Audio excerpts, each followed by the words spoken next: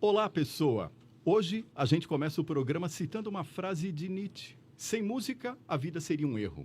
E no fundo, a gente percebe que a música nos acompanha em todos os momentos. Afinal, você tem música ao nascer, música ao viver e sempre tem aquela música que você gosta de recordar nos seus melhores momentos. E é importante também você levar a música e a sonoridade para a sua fala, porque a partir do momento em que você consegue ter uma sonoridade, consegue manter o ritmo, consequentemente, a sua comunicação acaba ficando mais interessante e você consegue cativar cada vez mais pessoas. Então, nesse clima de merchan, se você quiser melhorar a sua comunicação, é só entrar em contato com a gente, mandar um direct e fazer o curso Falar em Público Oratória Sem Segredos com Carlos Cunha. Eu creio que hoje a abertura tenha sido rápida porque a gente faz uma homenagem para o meu amigo Gui, do Foguete do Joe, que falou que as minhas aberturas eram cansavelmente cansativas. Está vendo? Uma crítica construtiva também serve para isso. E é nesse clima que a gente começa Sem Roteiro de hoje.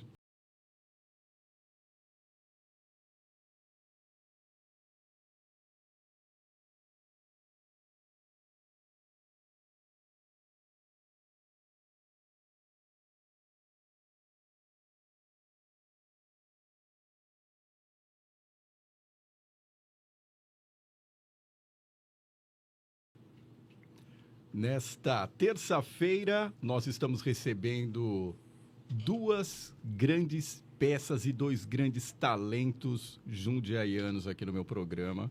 E é claro que são meus dois grandes amigos, praticamente meus dois professores aqui em área de tecnologia, área de música, pessoas que eu aprendi a admirar pela competência e também pela criatividade. Eu vou fazer no sentido anti-horário dessa vez. Roberto de Santos, produtor musical, boa noite, é bom te ver aqui. Boa noite, Carlão. Boa noite, Ricardo. Boa noite. Nossa, que prazer imenso, né? Sem roteiro para falar. Que prazer imenso rever vocês, poder bater esse papo. Duas pessoas bonitas aí, com muita consistência. Vai ser legal demais estar aqui com vocês hoje. Ricardo Sec, também produtor musical lá da Grave Online. A gente tem o prazer de trabalhar assim recentemente juntos. Boa noite, seja bem-vindo aqui. Boa noite, Carlão. Obrigado. Obrigado por me convidar. Valeu o convite. Estamos aí, vamos bater esse papo. E falando em música, Roberto, você sempre foi interessado não só em música, mas também em tecnologia. Eu lembro que quando a gente começou a gravar em estúdio, que você foi um dos meus grandes influenciadores também para isso, eu percebi que você sempre na hora de tocar tentava colocar alguma tecnologia, principalmente para reduzir aquele set de instrumentos que muitas vezes o pessoal levava para o estúdio. Antes, precisava praticamente de um container para fazer música. Hoje, nem tanto, né? Carlão, se a gente for pegar tudo que a música já sofreu, né, de evolução, principalmente os instrumentos musicais, né, os recursos, a gente vai ver que, desde o começo da humanidade, o ser humano está atrás de melhorias, de descobrir coisas novas a esse respeito. E eu acho que a era digital chegou para dar um arremate muito mais veloz nisso. E propiciou, sim, eu acho que uma enorme quantidade de recursos para a gente facilitar a vivência do estúdio, do locutor, do músico. Porém, eu não sei se a música se beneficia disso, se necessariamente a música se beneficia. Porque a música, tem que ser a música, independente do recurso que você utilize. A música ainda continua sendo a criatividade, continua sendo o empenho daquela pessoa em criar, né? O recurso que ele puder otimizar esse trabalho, até fazer com mais ideias, né, na cabeça, e mais ferramentas também dentro do estúdio, eu acho que tem que aproveitar, sim.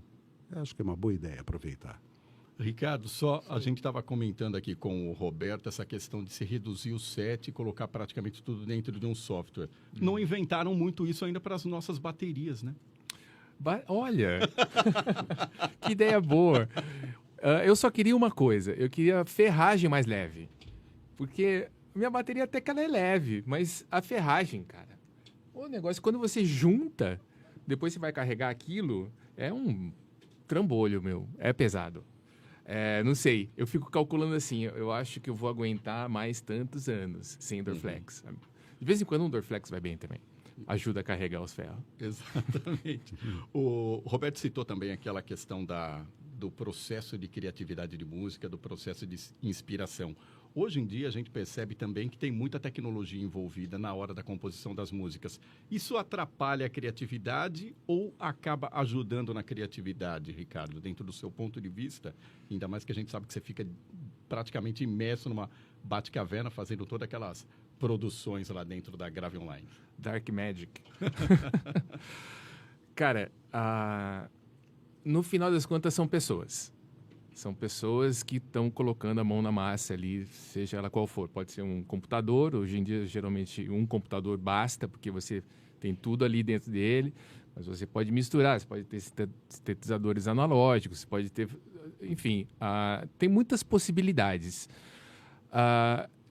Mas como eu comecei falando, são pessoas. Então, assim, a sacada da criatividade e o talento é de cada pessoa, sabe? Isso... quando você adiciona o elemento humano na equação, a conta toda fica muito louca, fica super abstrato. Então, temos muitas ferramentas, acho que é bacana a gente pontuar isso. Nunca houveram tantas ferramentas como a gente tem disponível hoje em dia, acessíveis. Porque é super acessível. Você descola um computador, monta um computador, vai na Centrifigênia, dá um jeito, compra um notebook baratinho, sei lá. Você não precisa investir tanto para ter acesso a todas essas ferramentas, entendeu? Não todas, mas assim, muitas. Tem muito sintetizador analógico virtual, né? Tudo dentro da máquina, estou dizendo, tudo in the box, como a gente chama, dentro do computador. Então, tem muitos softwares que são gratuitos, por exemplo. Você consegue, fazer, assim, sei lá, você consegue pendurar um elefante pelo rabo usando todo esse monte de tecnologia, entendeu? Mas, quando você adiciona esse elemento humano, que é onde está a criatividade, aí tudo pode acontecer, né? Você pode ter um fenômeno mundial, que eu acho super legal falar, que é a Anitta, hoje em dia. Muito orgulho aqui, ó. Uhum. Anitta desde criancinha. Porque é uma brasileira que chegou número 1 do mundo agora, né? E assim, todo mundo quer ser o número 1, né? E agora é a Anitta. Então, assim, tem muito talento ali. Não só musical, né? Nesse ponto a gente estilinga e começa a falar de outras coisas. Marketing, sacada do mundo digital, sacadas de simplesmente fazer um post no Twitter. Sei lá, tem muita sacada ali, né? Não só sacadas musicais. Mas, enfim, é isso. A criatividade, sei lá, é difícil falar. Mas olha, é uma questão, assim, até acho que de relembrar alguns momentos dessa evolução tecnológica. Os mais antigos vão lembrar, talvez, de uma banda que foi muito cultuada aqui no Brasil, apesar deles não morarem aqui. Uma banda chamada Três do Rio. Quem teve essa oportunidade de assistir um baile, assistir uma apresentação do Três do Rio, se surpreendia. Só uma referência um pouco mais moderna, era aquele trio de senhores que fazia aquele comercial da Poupança Bamerindos. O tempo passa, o tempo voa, e a Poupança Bamerindos continua numa boa. Uhum. Aquilo foi uma banda de baile. Eles, no tempo que eles passaram na Suíça, isso meados dos anos 70, eles voltaram para o Brasil em três caras. Ó, vamos lembrar que os anos 70 eram ano das big bands, das orquestras de baile de casais. E como é que eles faziam a apresentação deles? Cara, um tape de rolo Akai, onde eles pré-gravavam os instrumentos, tá? Todos eles multi-instrumentistas, e chegava na hora do baile, o Akai linearmente comendo solto, e eles lá, ó, o que é agora? Ray Conniff. Ok, um pegava o trombone, outro pegava o pistão, outro pegava o sax, iam lá para frente, e os três, tocava a música do Ray Conniff, baixo comendo solto, bateria comendo pau. E ninguém se importava com isso, porque era um show. Eles estavam apresentando o show. Então, a tecnologia bem usada, o indie box bem usado, ainda surte um efeito muito positivo. Não há de se ser contra a tecnologia. Agora, vamos lá. Quantos músicos ou quantas pessoas pretendentes à produção conseguem chegar lá naquele software, naquele sintetizador virtual e começar a mexer os botões? Tirar a música da pasteurização completa, né? Porque o dano que isso pode causar é o quê? Pasteurização. Ok, vamos descobrir o que um software faz. Ele faz mais do que escrever ABC, tá? Eu posso exagerar aqui, eu posso arrumar uma nova maneira de comprimir, até mesmo de gravar, de saturar, né? Vamos utilizar o recurso. Mas não se contentar, poxa, coloquei o software lá, olha, ele faz isso, eu consegui gravar e boa. Os recursos estão aí como eram antigamente. Você fala dos teclados, vamos falar da Lindrum, que saiu também meados dos 80, tá? A The Drum, que veio fazendo também muito barulho. Bateria eletrônica. Bateria eletrônica. Se você simplesmente saísse da loja, montasse o teu set e ficasse sentadinho esperando que ele respondesse, ele não ia fazer nada. Você tinha que entrar na programação, você tinha que saber a tua pressão, a tua baqueta, como é que funciona. Então, tudo isso vai para a guitarra sintetizada, para o contrabaixo. Hoje é baixo de 5, 7, 8 cordas. Tá? Pô, no tempo 4, a gente já não sabia muito o que fazer com as 4. Né? Ficava, às vezes, numa corda só. Mas essa da tecnologia, ela só não pode cair nesse lugar comum. Porque tem muito para ser explorado. Né? Me lembro uma outra situação, uma cantora chamada Bjork, tá? Também nos anos 80. Tinha uma banda, Sugar Cubes. Sugar Cubes, né? Ela sai dessa banda e fazem uma matéria com ela, televisiva. E ela tá lá, andando na Islândia, lá, tal, com um gravadorzinho. E cantarolando as melodias, tal. E fazendo a coisa. Só que nisso daí ela pega aquilo que ela pronunciou, aquilo que ela gravou, aperta 2 botõezinhos e coloca, bom, aqui vai ser um set de cordas. Isso daqui vai ser o meu baixo. Isso daqui vai ser tal. Rapaz, não fosse a Bjork embutir aquela música lá, o software não iria fazer isso sozinho, né? Mas ela utilizou o recurso. Sim, a Bjork é um ótimo exemplo, porque ela usa muito de tecnologia, sempre tentando revolucionar alguma coisa. Ela tem muitas ideias dessas, muitas novas. E eu adoro Bjork, eu acho ela incrível. Ela inspira, inclusive. E tem esse viés tecnológico, que ela usa e abusa de coisas muito doidas. Pois é. Acho que é um bom exemplo, sim, para a gente citar de bom uso dessa tecnologia. Mas como também o Ricardo estava citando logo no começo, a hora que entra o fator humano, é claro que todo fator humano tem que entrar com a criatividade e tem que entrar com a inspiração, já sabendo como que vai explorar determinado software. Porque senão não adianta, como você acabou de dizer, não é simplesmente falar assim, olha, ele está cantando bem. Mas também usar um Pro Tools para afinar a voz dele. Mas quer dizer, mesmo com toda essa tecnologia, se a pessoa não conseguir colocar uma qualidade, se não conseguir imprimir uma qualidade dentro da gravação, você pode colocar tecnologia em cima para empurrar, que não vai adiantar também, não é, Ricardo? Concordo.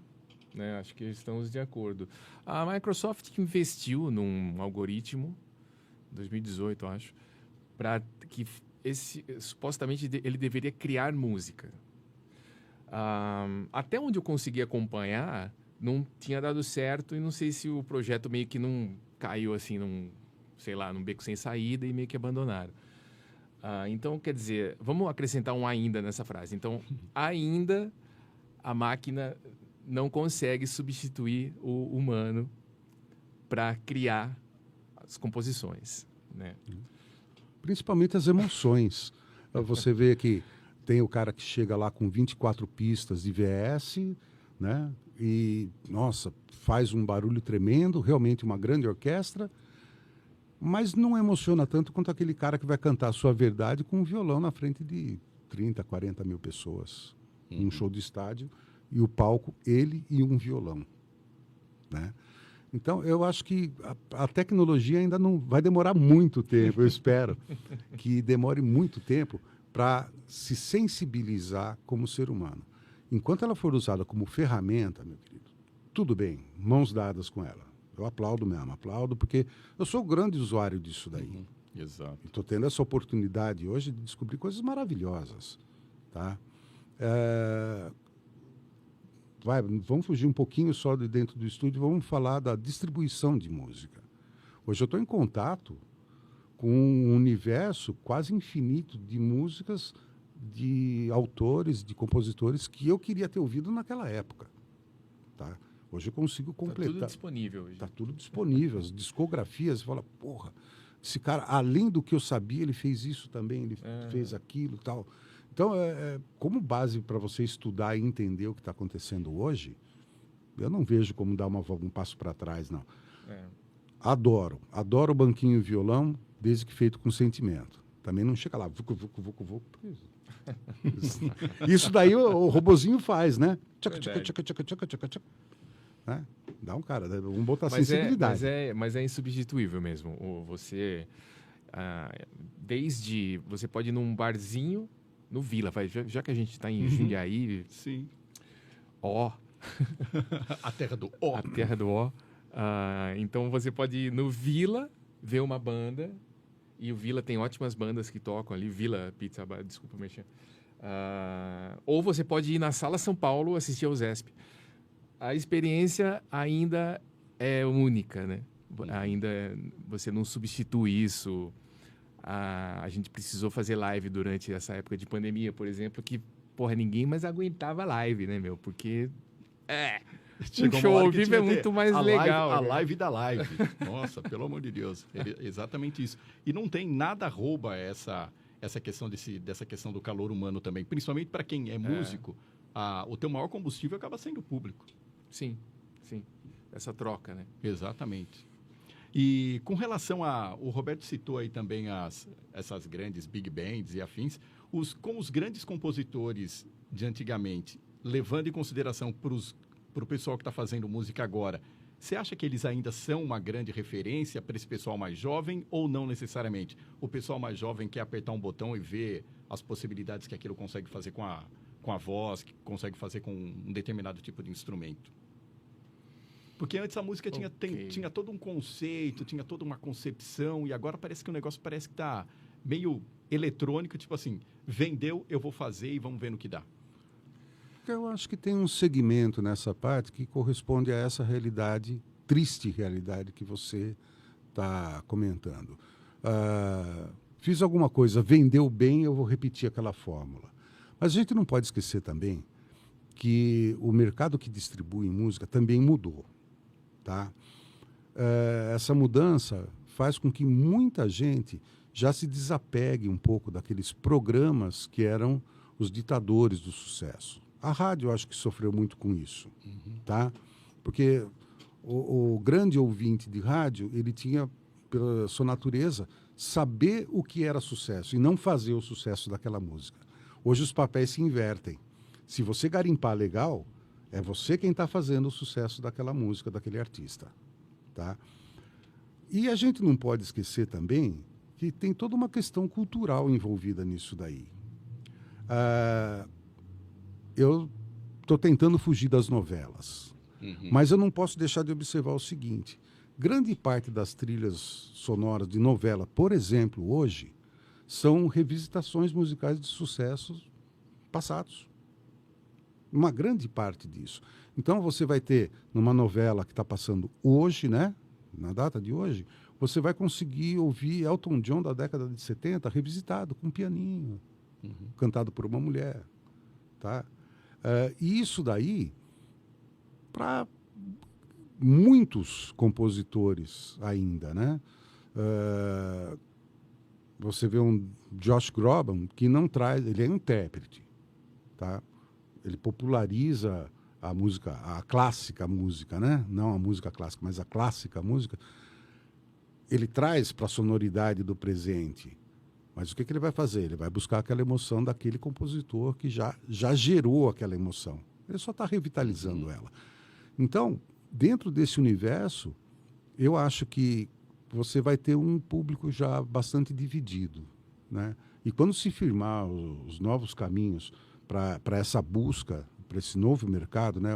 O streaming, por exemplo. O streaming te dá uma liberdade de você buscar aquilo que você quiser. E até te sugere, olha, similares aqui. Eu ia colocar isso, porque logo no começo aqui o Ricardo citou também aquela questão de Spotify, de Anitta ser número 1. E muitas vezes você está ouvindo determinado intérprete, determinado cantor e coloca assim, você também pode gostar de. E é aí que começa aí todo esse mergulho aí que você está se referindo. O algoritmo do YouTube é incrível, aliás. Uhum. Ele acerta muitas vezes, incrivelmente acerta. Então, mas você precisa ter coragem. Coragem de sair do lugar comum, né? E ser você aquele que vai prospectar aquele novo trabalho que você pode vir a gostar. E isso daí eu acho que o brasileiro ainda está caminhando a passo de tartaruga, né? Porque é muito mais cômodo. Na música ao vivo, nós temos a lenda aqui que o músico que vai se apresentar na noite, no restaurante de casamentos, tem que tocar aquilo que o público gosta. Eu acho bacana você conseguir montar esse elo com o público. Até aí tudo bem. Mas ser cerceado da tua criatividade, da tua vontade, daquilo que você pode expor, tá? E de repente chegar, olha, uma surpresinha para vocês aqui. Isso me lembra um caso de uma... Se é que eu posso tomar um tempinho seu. Vamos lá. Tocando na noite, eu toquei uma versão do UB40, do I Can't Help Falling in Love with You, que foi gravado pelo Elvis Presley. E tal, terminamos a apresentação, saiu uma garotinha lá, pá, veio no palco, ô tio, já chamou de tio, quer dizer, já botou eu para baixo da coxinha do palco. Ô tio, puta, música bacana essa daí, essa música nova. Falei assim, olha, que bom que você gostou, a banda que gravou essa versão, o UB40 está aqui, mas ouça também com um carinha chamado Elvis Presley. É a mesma música, tal. E deixei rolar, falei, nunca mais vou ver a garota. Mas como ela frequentava esse mesmo lugar com a família, e eu tocava bastante lá, encontrei com a menina, ela me deu um retorno disso. Falei, tio, olha, eu gostei mais da versão que você apresentou, mas eu ouvi com o Elvis Presley, achei também, é bacana, não sabia que era tão velha assim. Quer dizer, a música falta ser reapresentada ao público, né? Bacana. O Queen fez todo o trabalho que fez, e daí? Não existe mais o Queen. Vamos parar de ouvir? Tá? Elvis gravou o que gravou com emoção. Vamos parar de ouvir porque ele não está mais vivo? Michael Jackson. E não se trata nem de ficar homenageando, babando ovo, não, exigir. É ver que esses caras trabalharam mesmo, nos trouxeram até aqui, sem demérito do que se cria novo, né? Mas valorizar também. Tem muita coisa que a turma pensa que é novidade e que não é, não. É isso aí. De revisitações tem também Dua Lipa e Elton John. Praticamente a música nas paradas de sucesso, que praticamente é uma revisitação cantada por uma pessoa que o Elton John seria o tiozão dela. E olha lá, se não seria também um vozão.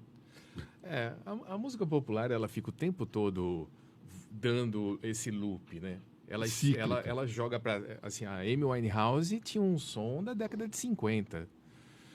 E foi um super sucesso. Super, né? Ela bombou, assim. Se não tivesse sido tão louca e toda a problemática, ela estaria até hoje muito bem, obrigado. Eu acredito. Então, é bem isso que o Roberto falou. A gente tem um monte de coisa acontecendo agora, em 2022, mas se você olhar para a história e fizer um cruzamento, você vai ver que tem muita origem há 50, 60, 80 anos atrás.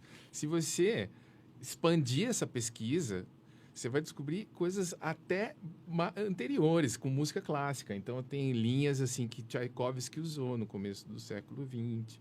Tem coisas que vão lá para trás e que são repetidas com uma roupinha nova e o público consome aquilo tudo de novo, às vezes. Lembrei de um outro cara, Michael Bublé. Michael Bublé. Também. Ele chega com big bands e esse cara é experimental, né? Porque ele pega metade da orquestra americana e outra metade inglesa e mistura os caras no palco e tem uma sonoridade toda própria. Quer dizer, renova aquela emoção e ainda coloca o caráter dele, né, naquilo. E tem um pouco de Frank Sinatra, Frank Sinatra, é isso que eu ia citar também. Vocês acham que ele tem um pouco de Frank Sinatra? Ele dá uma copiada também. Tem. Esse é o modelo, Aham. né? Que é esse frontman no Brasil, o Roberto Carlos. Sim. Né? Então, esse é o modelo, só que é um cara novo, super talentoso, canta bem pra caramba e é um puta artista. E usufrui de toda essa tecnologia Uhum. também, né? Também. Porque hoje, há quem dispense, né, os Pro Tools da vida. Maria Bethânia é uma que diz o seguinte: se você ligar isso daí no computador, se eu ver que o computador está ligado e tem um Pro Tools, eu paro de gravar e não entro mais. Tá, vamos dizer que ela até merece esse respeito, né, pelo histórico dela. Mas, entre a Maria Bethânia e Xuxa, uma Anitta talvez no começo, né, com a sua inexperiência, o Pro Tools teve que atuar e a gente teve que engolir. Ou alguém acredita que Madonna, Ivete Sangalo consegue cantar, dançar, assobiar, não sai do tom, não dá no microfone, né? Então, a gente está assistindo essa tecnologia atuar todo dia e está confortável com ela. O que a gente não pode perder é o contato com o lado artístico da música. Isso daí seria o fim. Eu gosto de falar, acho que já falei 1000 vezes, e toda vez que eu tenho oportunidade eu gosto de falar, que é uma coisa bem besta, mas mágica não existe. Tipo, mágica é legal, aquela coisa do mágico ali na festinha, mas é tudo truque, gente, sabe? Não tem, não é de verdade, o coelho não sumiu de verdade. Tá certo. A criança... Posso usar isso daí? Posso usar isso no claro. discurso? Pô, Por favor. gostei. Não, para a criança que a mente funciona de um outro jeito e tudo bem, porque as crianças são normal, elas estão ali lúdicas. super lúdicas e assim, elas faz parte do processo. Não sou especialista, mas enfim, tem todo um sentido.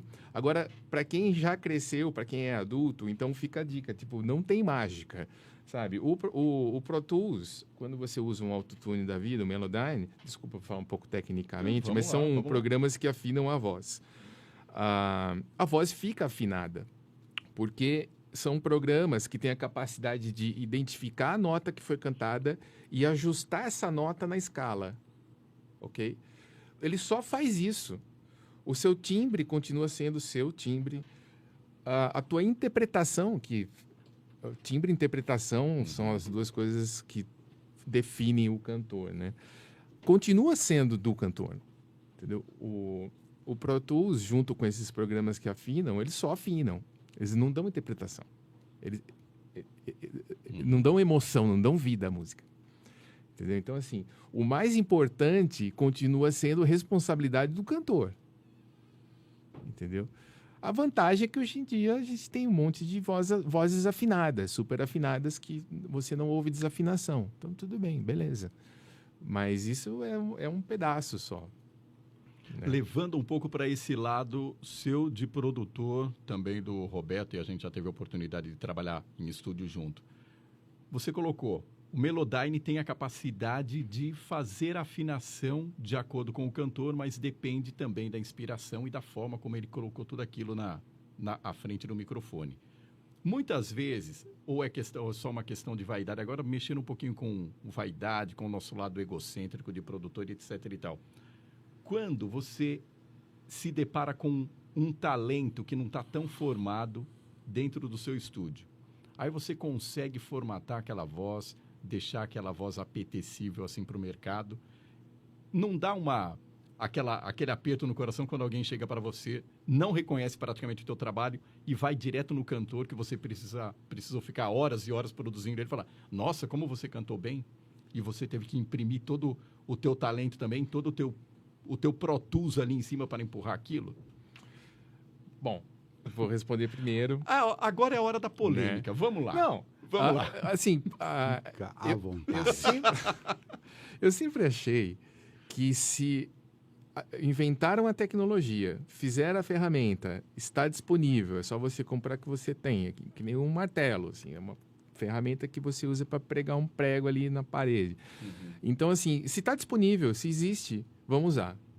Então, eu nunca tive esse tipo de trava filosófica, como a Maria Bethânia, por exemplo, que foi uma coisa... Eu acompanhei, né? Porque, assim, vamos pontuar aqui, Roberto, que a gente não é tão novo.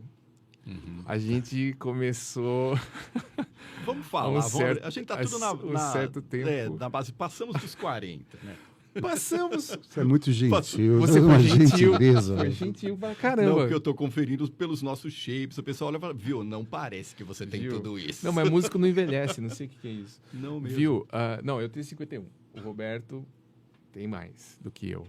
Se você quiser, nem não precisa falar falar. alto. Eu também. Eu tenho Olha, eu você tenho tá 50. muito bem. Eu falei pra você ali embaixo. Você tá muito bem. Tá, Obrigadinho. Esposa agora gravou isso. Depois você corta. Eu também tenho essa beirada do meio século aí. Né, tá perto, né? Não, perto não, tô lá. Tá né? lá. Porra. Bom, então a gente tá num lugar bem próximo. Sim. Bom, foi um barato isso, né? Eu, quando penso um pouco na minha própria história, eu acho super bacana, porque a gente pegou justamente a transição do analógico para o digital. Né? Então, eu mesmo lembro de ser um dos pioneiros aqui em Jundiaí, tipo, ninguém tinha computador ainda, e eu já queria ver o negócio funcionando. Começou com o MIDI, né? Porque áudio digital era muito pesado para a máquina. Então, no início, era MIDI, que é um jeito de... É tipo um som de teclado, assim, só para a gente falar pro público que é leigo. Mas é assim, são informações e sons de teclado. O áudio mesmo, digital, foi um pouco depois. Mas a gente pegou tudo isso, né? Meu primeiro gravador foi um gravador de fita cassete, de 4 canais. Meu segundo gravador foi um gravador de rolo, fita de rolo, de 0,5 polegada, de 8 canais. E assim foi. Aí tem uma longa história. E hoje em dia é gravação digital não linear, como todo mundo, eu uso o Pro Tools. Mas foi um barato todo esse processo. No início dessa revolução digital, tinha muita resistência. Sei lá, acho que quando o Copérnico falou que a Terra não era o centro do universo, acho que ele também, né, quase foi fogueira, né? O Galileu também deu problema. Então, assim, sempre algo que muda aquele jeito, né, de fazer determinadas coisas, muda a ideia por trás daquilo. E então também teve uma certa resistência, mas hoje em dia não. Hoje em dia acho que as pessoas estão de boa, tá todo mundo. Hoje em dia eu me preocupo mais com o contrário, por isso que eu falo que não é mágica. Porque não é porque você consegue afinar uma nota que a tua voz vai ficar igual a voz do Frank Sinatra, por exemplo. Entendeu? Se fosse assim, todo mundo ia querer ser um cantor famoso. E não é o que acontece.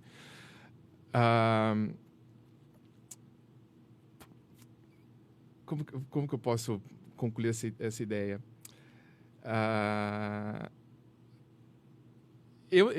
Só para terminar de responder a pergunta. Eu sempre fui técnico, né, cara? Eu sempre fiquei ali nos bastidores, né, meu? Sempre, a vida inteira. Nunca quis ser o frontman, sabe? Eu sempre fiquei naquela do estúdio, atrás das câmeras. Então, nunca me importei de trabalhar, de saber o quanto tem de trabalho duro ali, de conhecimento e tal, e ter um resultado super bacana, e a fama vai toda pro artista. Para mim é uma coisa super normal. Para mim nunca tive problema. Acho ótimo, acho bom ninguém saber que fui eu. Porque, beleza, porque é tudo do cara, olha lá. Eu sei, ele sabe, e tudo bem. É tipo um combinado, tá? Então, para mim não tem problema, não tem problema nenhum. Eu já experimentei muitos sentimentos nesse sentido. Tá? A gente tem que lembrar sempre o seguinte, Ricardo, nós assistimos realmente essa transição. E ela foi um tantinho demorada, porque tudo que o ser humano é capaz de imaginar, ele é capaz de realizar. E a gente vive um momento muito líquido, muito Amém pra rápido isso. das coisas. Uhum. Tá? Então, o que acontece? Você sai de uma situação analógica, linear, custosa, porque cada fita de rolo ali, Era maior grana. muita grana, e conseguia gravar o quê? 15, 20 minutos? 15 minutos 30 fps, né? Na velocidade mais rápida, que tem a Tá. melhor qualidade. Então, veja, você gravar um disco, qual era a relação do custo-benefício de você ter? Fora o desgaste, porque é uma coisa física, é material químico ali, tá? Quando vem a era digital, o pensamento já existia, mas faltava era acomodar aquilo lá num hardware viável economicamente. Então, aquele áudio digital 8 bits, eu acho que a gente não conseguiria ouvir de novo. Né? Nossa, aquele sonzinho de telefone. Pior que o som de telefone. Não, o próprio Haddad eu já acho muito ruim hoje em dia. É. O Haddad era Percebe? 16 bits, Um ouvido seletivo, que nem o seu. Eu acho que era 14, na verdade. E a gente trabalhou essa transição, não em crítica realmente à tecnologia, mas o como ela estava se comportando ali. Porque era uma questão realmente de finanças. Tá? Se aquele modelo prosperasse e todo mundo comprasse seus computadores cada vez mais potentes, tá? Ou a empresa que construiu o software também. Porque cansados do MIDI, o que essas grandes empresas fizeram? Não vamos muito longe. Do advento do DX7, teclado da Yamaha, super famoso. Super famoso. Ele já era um software, só que dedicado. Então, toda aquela máquina custava para fazer somente os sons do DX7, que já era uma maravilha na época. Sim, revolução. Aí, o que acontece? Você vai para o M1, para o D50, e é uma avalanche de outros sintetizadores até você chegar no VST, no sintetizador virtual. Você vê que o que mudou, na verdade, foi só a capacidade de acomodar aquilo dentro da máquina. Processadores mais potentes, maior quantidade de memória, memórias mais rápidas, porque o conceito já estava ali atrás. Ele já existia em formato de hardware, pelo menos para aquela função específica. Tá? Sim. Então, de repente, essa mudança, esse degrau que a gente teve que subir, ele, de certa forma, foi traumático, sim. Porque ele chegava e falava, pô, eu saio de uma condição de amplitude de 20 para mais de 20 mil hertz na fita, quando você tem aquela sutileza do timbre, você tem a sutileza do cantor, tudo que se expressava de uma maneira mais folgada dentro. E até você chegar no digital, a essa folga que a gente tem hoje, demorou o seu tempo. Então, eu não critico quem criticou. Eu só acho que a crítica não era para ser tão ferrenha assim, dizer, agora acabou o mundo. Não, não se trata disso. Não acabou.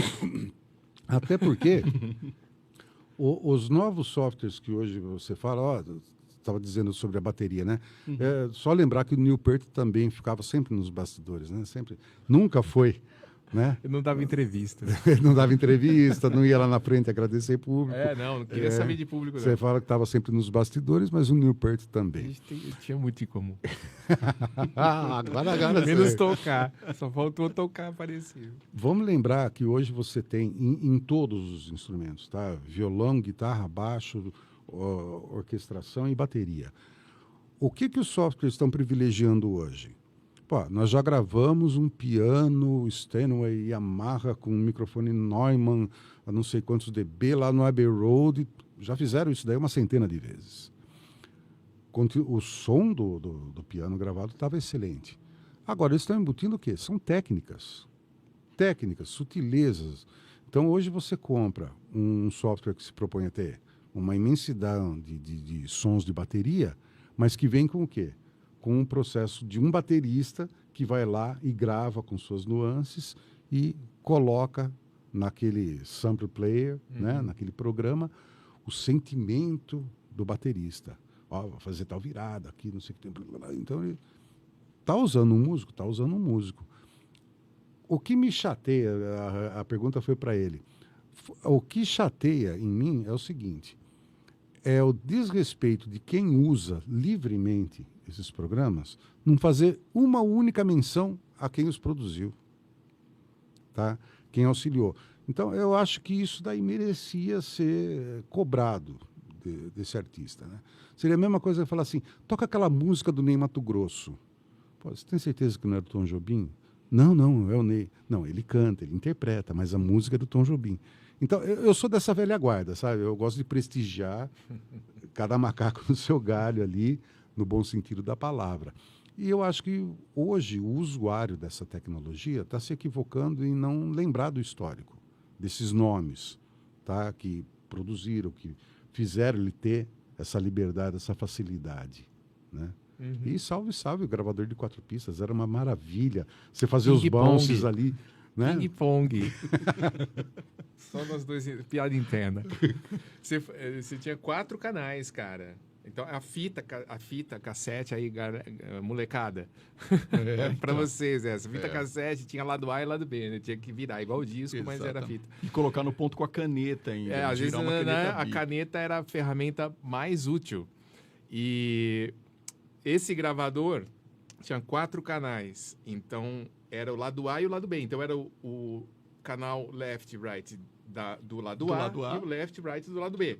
Então, ele ia numa passada só. E aí você gravava 3 canais e tinha um lance interno, que é isso que o Roberto falou agora, que você passa para 1. Isso chama ping-pong. Então você passa 3 para 1. Então aqui você tem 3 canais. Aí desses 3, você grava 2, passa para mais 1. Então você tem 3 com 2, 5, aí sobram 2. 5, 6, 7. Então a gente tinha 7 canais. Você veja na base dessa matemática. E ficava horrível. Porque o ping-pong você perde qualidade, né? Porque analógico, tudo que você faz perde qualidade. Quando você copia de um lugar para o outro, perde qualidade. Então, você tinha 7 canais no máximo, isso zoando a tua qualidade. Hoje em dia, qualquer programa, inclusive programas que são gratuitos, fazem 128 canais, 256 canais e por aí vai. Então, assim, a ferramenta democratizou. Tem aplicativos de celular, de smartphone. Entendeu? Então, assim, a ferramenta está super democratizada. Aonde está a questão? Na pessoa.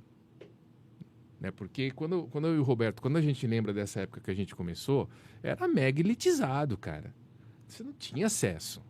Esse DX7 que o Roberto falou custava um carro. E era sonho de consumo que a galera ia ficar só no sonho mesmo. Meu, era caro. Era tudo caro pra caramba, meu. Eu mesmo nunca tive um. Olá. Porque era muito caro mesmo. Tem um virtual agora. Agora tem um virtual. É isso aí. Mas, então, tinha muita dificuldade mesmo, assim, de pau, pedra, sabe? De tipo, pô, simplesmente não tem grana para comprar. Como que vai fazer? Não sei, nossa, meu, sabe? Era um parto a história. E hoje em dia é muito fácil. É muito fácil, sabe? Um celular, meu, você divide em 12 vezes e se vira. Compra um celular, sabe?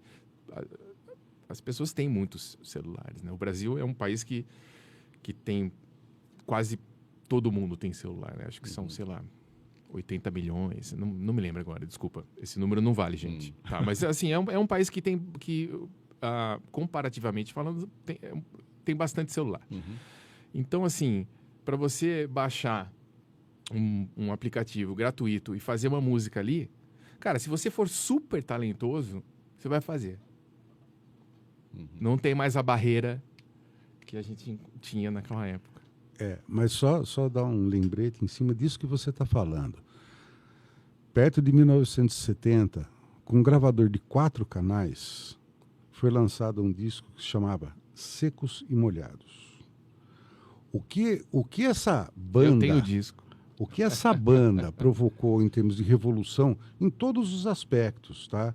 Comportamento de Ney Matogrosso, as próprias composições, um português na banda, né? Que era tudo aquilo lá, gravando Rosa de Hiroshima do Vinícius, tá?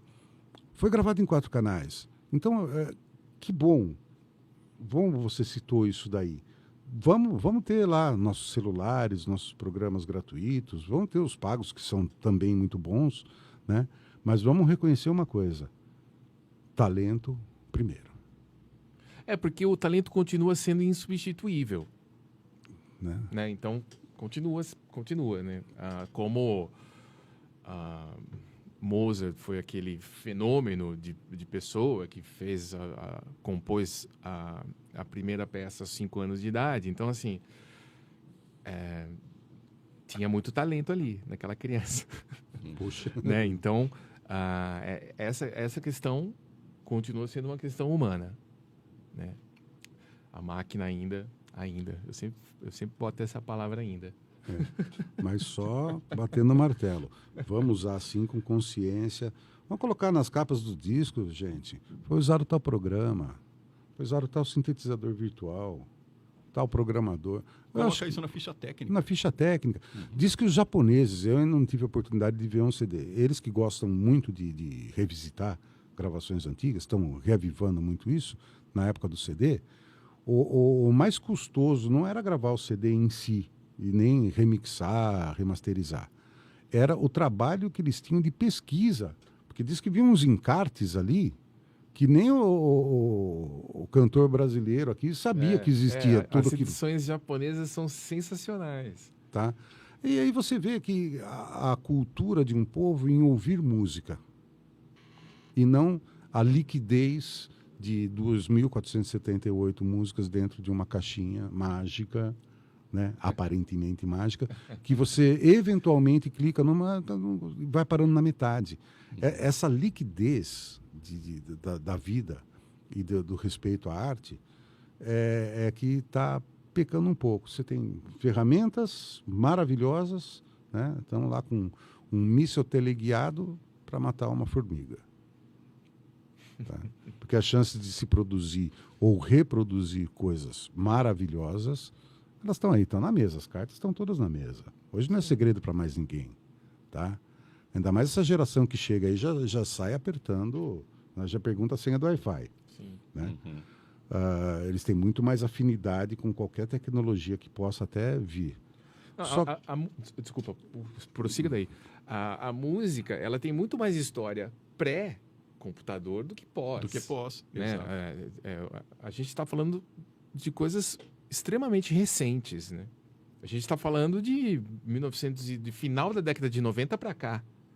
Quando a gente fala de tecnologia, quando a gente fala de afinar a voz, né? É muito recente. Tem 20 e poucos anos, gente.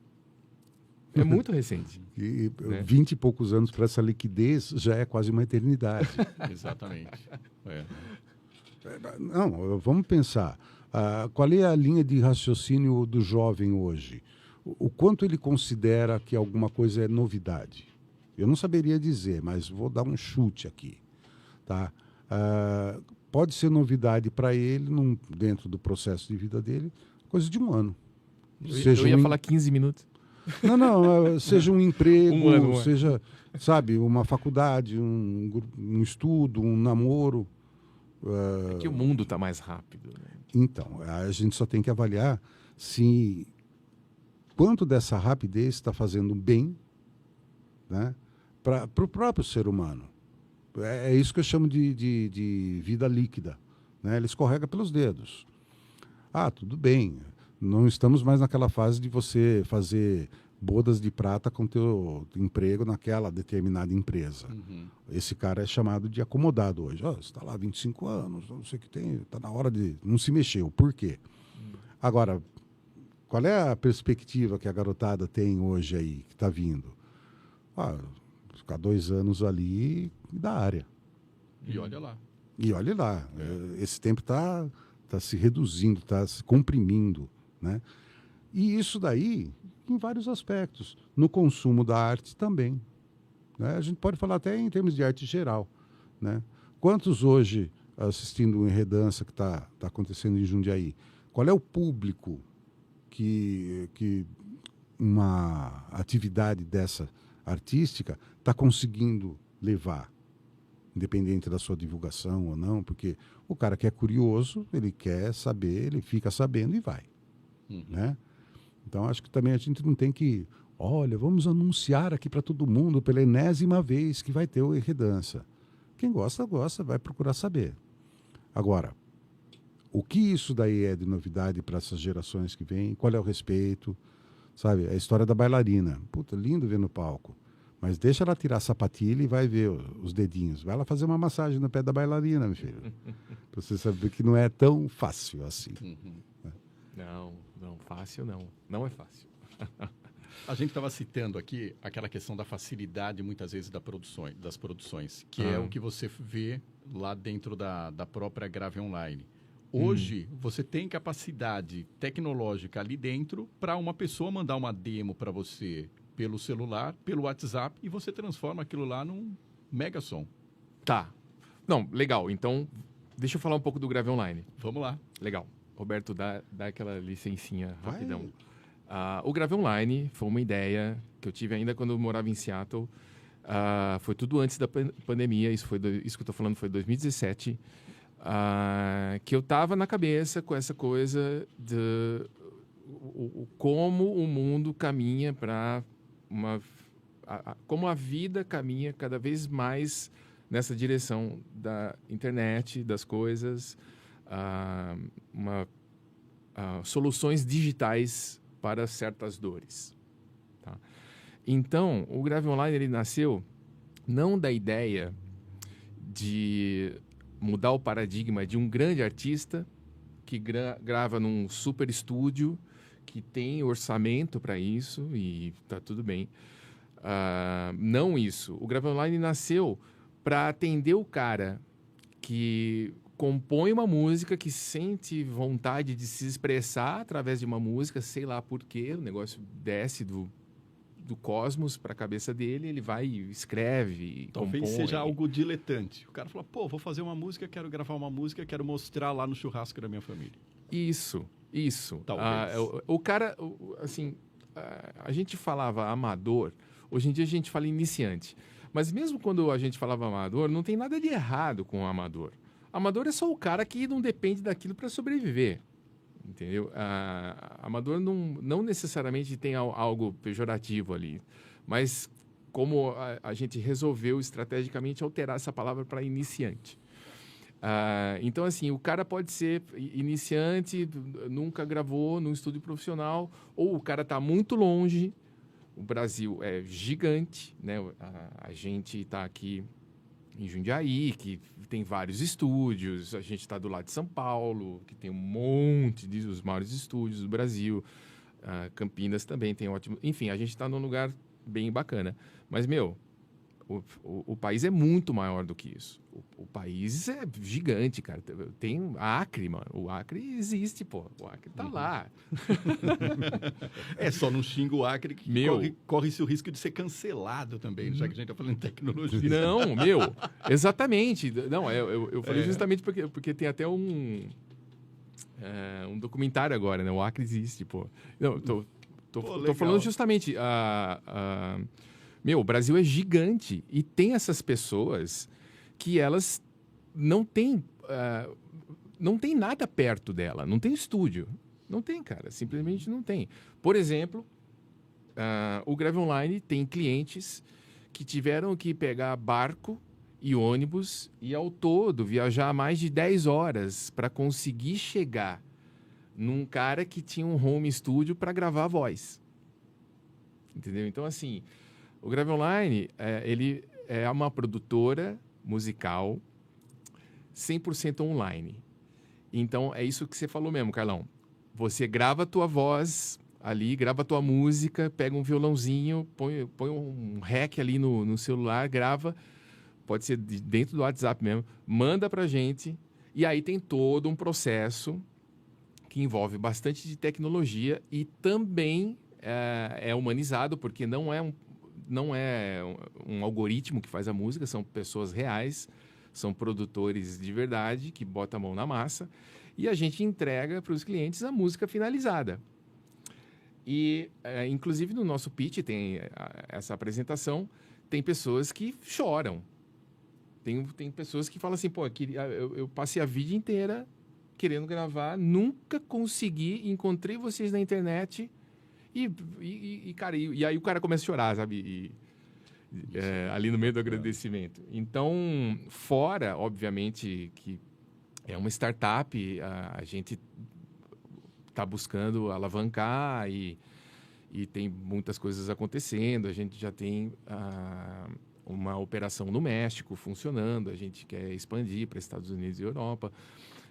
Mas fora o lado empresarial da coisa, fora o lance corporativo, tem esse outro lado que é você possibilitar... É isso aí, ó. Esse é o site. Tá aqui, Você faz tudo pelo site. Então tem esse outro lado que é até uma coisa social, se você parar para ver, porque a gente está resolvendo a dor de pessoas que não tinham solução. Uhum. Então é isso aí, ó. Esse que é o site.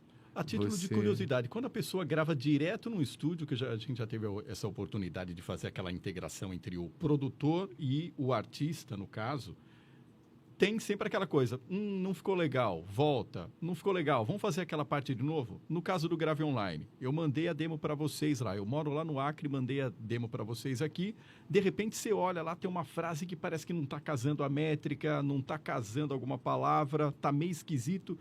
Você entra em contato com o cara de novo e fala, cara, dá para você gravar só aquela frase e mandar para mim? Como é que funciona isso na hora de fazer esse acerto à distância? A ideia, não, como eu comecei falando, a ideia não nasceu para substituir o estúdio. Não é um substituto. Não é algo que vai tomar o lugar do estúdio. Porque sempre vai ter a experiência... Quer dizer, sempre vai ter, sei lá se sempre, mas assim, a experiência de você entrar em um estúdio... ficar ali em completa imersão, fazer isso que você falou, usar o estúdio como uma ferramenta laboratorial, assim, você está ali experimentando coisas, deixa eu fazer um outro take diferente agora, deixa eu fazer, sabe, tipo... Experimente. Isso, exatamente, esse lado, beleza, então se você é um artista que você acha que para alcançar o que você quer, para alcançar a arte que você quer, você tem que ter esse tipo de experiência, beleza, você vai para um estúdio. Agora, se o Grave Online funciona, e em muitos casos ele funciona super bem, então, beleza, mas não é igual. Então, assim, a gente chama sempre atenção para esse lado colaborativo. Legal. Porque a gente tem um cast de músicos e produtores que são pessoas profissionais de estúdio. E essas pessoas estão espalhadas por aí. Tá? Então, essa é a tecnologia onde a gente distribui. Por exemplo, você vai gravar batera, o Roberto vai gravar o teclado. Assim, a coisa, ela vai, através de nuvem, ela vai para essa galera e depois ela volta, junta de novo para fazer a finalização, mixagem e masterização. Tá? Com um técnico de mixagem e um engenheiro de masterização. Então, todas essas pessoas envolvidas, pessoas reais e de verdade, que são super talentosas, que são profissionais, vão colocar a mão delas ali, sem você, o artista, estar presenciando, entendeu? Então, assim, existe essa colaboração. Pode ser que o cliente... assuste quando recebeu determinado som ali, um som de batera, por exemplo, que não era exatamente o som que ele tinha na cabeça dele. Só que se ele parar para ouvir, vai estar super legal. Porque a gente tem essa responsabilidade e essa super triagem de quem trabalha com a gente. Então, existe esse lado colaborativo. Pode não ser exatamente o que você imaginou, mas vai estar super legal. Então, o cara precisa abrir um pouco a cabeça, né? Setar o ouvido para ouvir de um jeito sem preconceito. E a nossa taxa de aprovação é gigante. Amém, Senhor. Muito bom. Pô, que bacana. A ideia foi surpreendente, porque a ideia no papel é uma coisa, né? Ideia. Pô, muita gente tem muitas ideias todo dia. Mas quando a gente começou as primeiras campanhas de AdWords, a surpresa foi assim, uau, o que é isso? Eu achei que estava errado a estatística, o Analytics do AdWords. E aí eu falei com o Maurício Nascimento. Eu perguntei para ele, viu, Mal, mas tá certo, isso aqui tá errado, porque o valor do clique estava muito baixo. O que significa isso? Que tem muita gente procurando e pouca concorrência.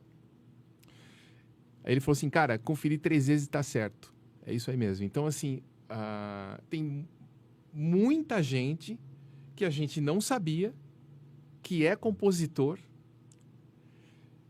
e que tem essa vontade de gravar. Então, o Grave Online, ele nasceu para solucionar essa dor. Ou seja, a pessoa tinha o talento, só que não tinha a oportunidade de demonstrar aquele talento lá com profissionais gabaritados para colocar aquela ideia adiante. Porque mesmo essa galera de estúdio, o pessoal quer gravar, isso eu me incluo nisso, porque eu fiz isso mais de 20 anos da vida. Você quer gravar gente profissional. É complicado você misturar essas coisas, entendeu? Você quer gravar discos que vão concorrer ao Grammy, você quer gravar discos que vão tocar bastante, que é assim que a coisa caminha, entendeu? Então, esse pessoal, ou iniciante, ou mesmo o cara que simplesmente compõe sem maiores pretensões, esse cara, ele era meio que abandonado pela indústria. Né? Nunca ninguém olhou para esse cara. E o Grave Online olhou. E tá rolando pra caramba. Amém, Senhor. Desculpa. Eu achei muito bacana conhecer o teu trabalho. E aí, o que você acha que agora as plataformas que divulgam essas músicas podem associar a essa tua ideia? Será que ela tem esse mesmo espírito colaborativo? Vamos pegar um Spotify da vida. Ela está preparada para entender esse mercado que você está lançando? Quer dizer, essa pessoa vai ter uma oportunidade. Como é que você vê isso aí? Roberto, excelente pergunta, cara. Aliás, eu adorei também essa pergunta, porque esse é um dos primeiros podcasts em que os convidados fazem perguntas entre si. Porque geralmente o âncora do podcast, ele só pergunta e corta o outro e ele acaba falando mais que todo mundo. Tá. Aqui é o convidado que fala, eu achei legal. Você é um ótimo condutor. Eu tô curtindo isso. Você é um ótimo condutor, Carlão. Olha, esse cara, jornalista, de mão cheia, radialista, sabe tudo. Tem esse vozeirão aí. Não. E a gente está tomando um pouquinho... Sempre aprendendo aqui. Roberto, pela primeira vez na história agora, né? Na história recente, você não tem jabá, você não tem um lugar de destaque na prateleira, você não tem nada, você... é uma briga. As pessoas perguntam para mim, Ricardo, como que eu entro num playlist do Spotify? Trabalha aí, meu, sabe? Não, sei lá, não é assim. As playlists de curadoria oficial do Spotify não tem jabá, não tem nada. É o puro talento ali que quando a música começa o burburinho, ela tem uma grande chance de entrar. Interessante. Entendeu? Então, assim, é a primeira vez que isso acontece. É a primeira vez. Porque, cara, ok, vamos falar a verdade. Eu já presenciei pessoalmente isso que eu vou falar. Quantos discos horríveis, para não falar de ninguém que a gente conhece, eu vou falar da Mariah. Mariah tem um disco dela, que eu não lembro agora, também nem quero lembrar, mas foi o maior fiasco. É conhecida essa história. É o maior fiasco da história da indústria da música. Porque a gravadora era a Sony, e a Sony investiu $80 milhões nesse disco, e o disco deu um retorno de, sei lá, 1 milhão. Então, tipo, é o disco que menos vendeu da Mariah, da história dela. Então, assim, os caras, desses 80 milhões, a maior parte foi marketing. Então, assim, sabe, quanto marketing, cara, que a gente não teve que aguentar, eu chamo de marketing do mal. Quanto marketing a gente não teve que aguentar de discos, sei lá, fala bom e ruim, eu não gosto de usar essas palavras, mas assim, a gente teve que... as gravadoras tentaram empurrar muita coisa durante muito tempo. Muitas elas conseguiram, Sim. né? Mas não é uma coisa que acontece hoje em dia. Por exemplo, para te dar um exemplo, as gravadoras que no Brasil elas já fecharam, assim, ou elas estão abertas porque, por exemplo, as grandes não abrem falência, né? Então, por exemplo, uma Universal não abre falência. Aliás, alguém comprou Som Livre agora, não sei se foi a Sony ou a Universal, esqueci. Mas, assim, elas não fecham porque elas são megacorporações. Mas a gravadora em si está falida. A gravadora Sony está falida. Não fecha porque é Sony. Não tem por que fechar. Entendeu? Tipo, gravadora não é mais nada. Eles que eram super poderosos. Que ditavam praticamente as regras do mercado. Ditavam a regra. Você vai acontecer, você não. Você tem um contrato aqui, assina lá. 99% é meu. Tipo, esse superpoder, elas não têm mais. Elas viraram meras distribuidoras. A bola, hoje em dia, tá com as plataformas. Tá com o Spotify. Essa é a briga do momento. Porque como o repasse é muito baixo, então a galera da música, principalmente, o repasse é super baixo e para podcast não tem repasse, né? Tipo, não vamos nem falar disso agora. Mas assim, a galera da música está se mobilizando porque é muito pouco o repasse de direitos autorais, né? Então, essa é a briga nova, né? Antigamente brigava com gravadora, hoje em dia briga com as plataformas. Briga com as plataformas de streaming. O importante é estar com saúde para brigar isso sempre. Aí, ter saúde. Exato. Para que você quer a sua saúde? Para continuar brigando. Eu quero brigar com esses poderosos aí. Exatamente. Ouvindo muita música por streaming e gravando muito através do sistema online. Isso aí. Né? O Grave Online, acho que merece dizer, a gente tem uma parceria com a CD Baby, que é um dos maiores agregadores do mundo. Então, o CD Baby disponibiliza a música em mais de 150 plataformas. Porque no Brasil, o Spotify é número 1, mas tem dezenas, né? Tem o Deezer, tem o iTunes, tem o Amazon Music, enfim, tem um monte. Mas... E o CD Baby faz isso, ela distribui em 150 plataformas. Então, assim, você consegue ouvir de qualquer lugar do planeta. Né? Antigamente, a gente precisava prensar CD, ia para Manaus. Cara, antigamente você tinha que mandar a partitura antes, porque quando você chegasse, os caras tinham que estar mais ou menos preparados. E não tinha de onde tirar. Ou o cara lia aquela partitura e o Bach regia a sua orquestra, o Beethoven também, ou não. Você entendeu? É isso aí. Então, seu Jorge tem uma grande vontade, que ele já expressou numa entrevista aí. Ele falou... a minha vontade é um dia sair com uma partitura embaixo do braço. Tá? Onde é que você vai apresentar? Europa, tal. O que você vai levar? Essa partitura aqui, ó. Tá aqui, é isso. Sabe? Então, eu acho que é muito legal a gente ter essa facilidade, né? Ter facilidade, não sei, é uma coisa completamente nova, né? E você agrega de tudo, né? De repente você está se correspondendo emocionalmente, musicalmente, com um cara que está lá no Japão, na China, onde é permitido, né, que você se relacione. E esse cara pode te trazer uma nobreza toda dele para o teu trabalho, uma impressão que você dificilmente teria se você encapsulasse tudo ali naquelas gravadoras, né? Grandes produtores, Mugi Canásio, toda aquela turma que ditou as regras, Som Livre principalmente. Mas aquele formato. A novidade estava por conta da cor dos olhos, da cantora, né? Mas o que tem do pós-Xuxa, né? Das boy bands aí, que seja uma tremenda novidade, que não seja, né, copiar uma fórmula que deu certo, pelo menos em nível popular. Ok, mercado é mercado, o pessoal tem que ganhar dinheiro com isso. Mas, volto a dizer, outra oportunidade do cara sair da zona de conforto e fazer uma prospecção o que novo eu vou conseguir ouvir, né? E que não saiu nenhum programa de calouros da televisão, nada disso, que já não ditam mais regra nenhuma. A não ser quando eles, né, precisam arrecadar um pouquinho a mais. A maior banda de todos os tempos da última semana. Como diz Né? os Titãs. Sucesso nacional, quiçá mundial.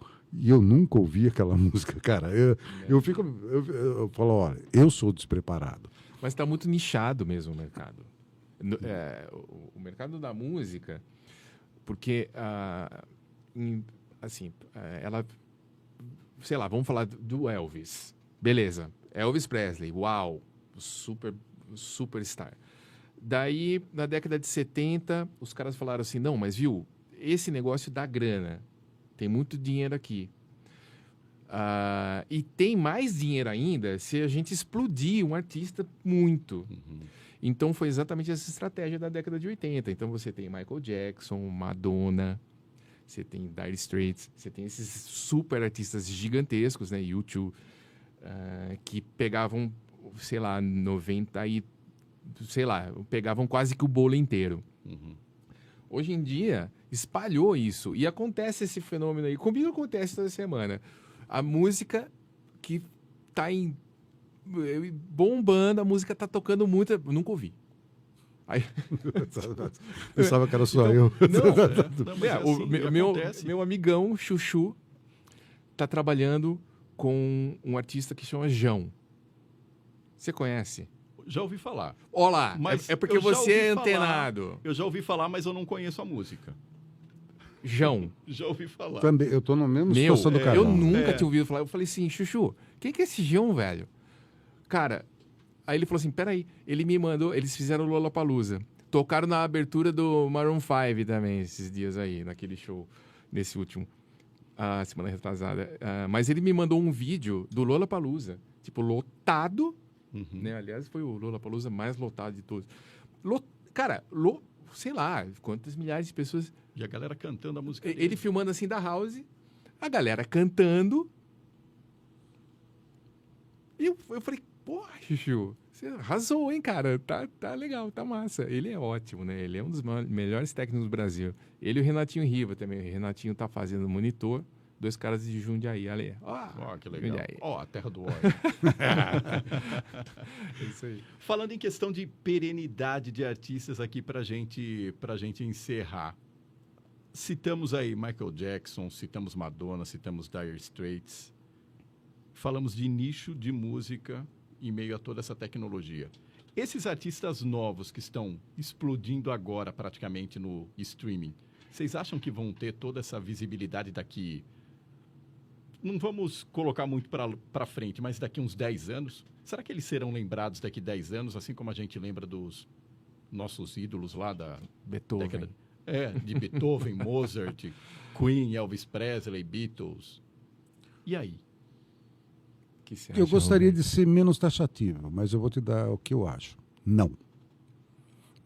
Boa resposta. Mas, assim, eu falo isso não do ponto de vista de observador, tá? Não que eu queira, não qualquer outra coisa.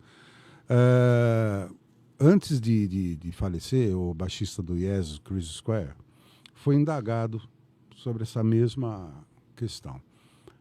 Que eu assisti essa entrevista dele, ele falou alguma coisa, falou assim, cara, o mundo, na vida, nós vivemos ciclicamente, tá? Hoje, porque estavam perguntando a respeito da música do Yes, né? O dinossauro do rock progressivo e tal, como é que ele via aquilo ingressar nos anos 90 sem aquele punch todo do setentismo deles. Ele falou, olha, para mim é normal, eu continuo compondo aquilo que eu gosto de compor.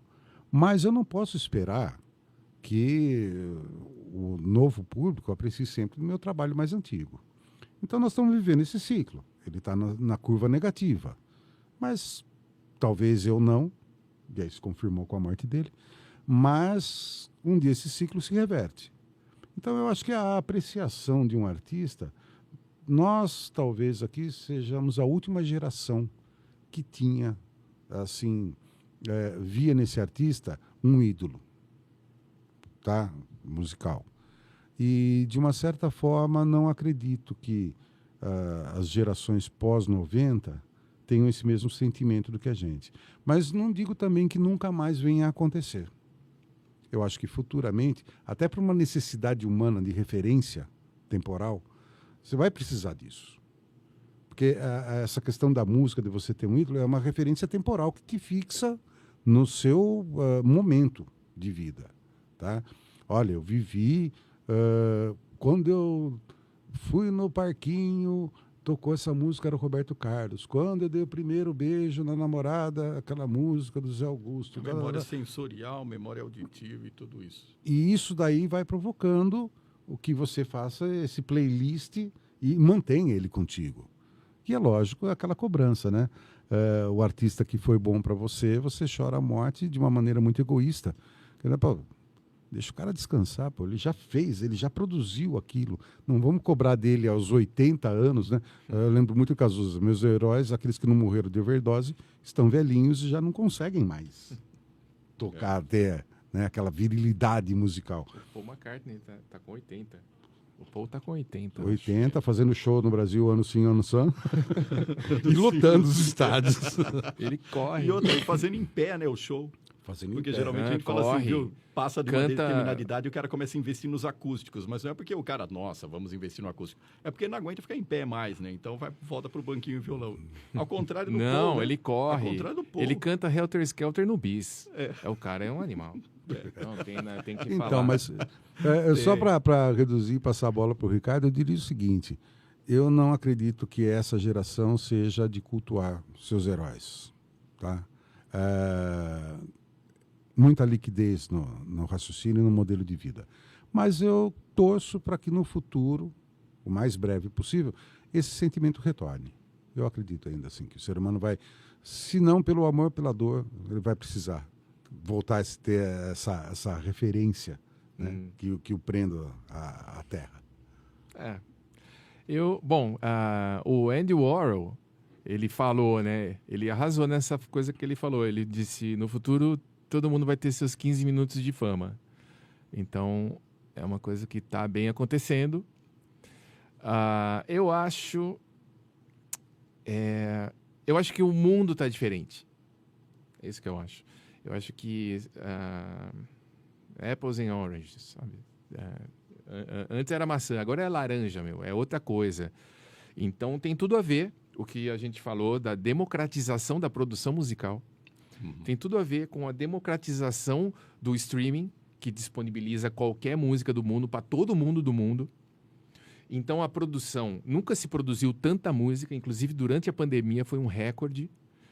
Porque o CEO da CD Baby, que fica no Oregon, em Portland, ele fez um vídeo explicando para a gente por que estava atrasado. Porque a CD Baby estava atrasando em disponibilizar nas plataformas.